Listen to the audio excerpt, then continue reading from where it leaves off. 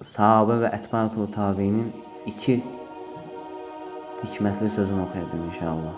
Həqiqətən müsəlmana çox təsir edəcək sözlər. Bir kişi sahabə Hüzeyfə bin Əl-Yəməndən radiyallahu anhudan soruşdu.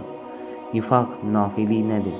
Cavab verərək dedi ki, nifaq İslamdan danışmağın və lakin onunla əməl etməməyindir.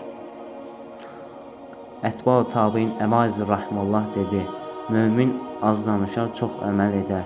Münafiq isə çox az danışar, az əməl edər.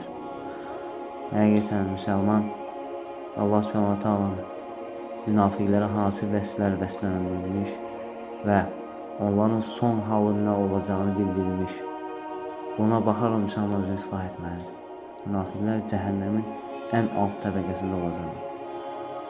Onlar cənnətin qoxusunu da dadmayacaqlar. Cənnətin qoxusu 70.000 illik məsafədən də olur.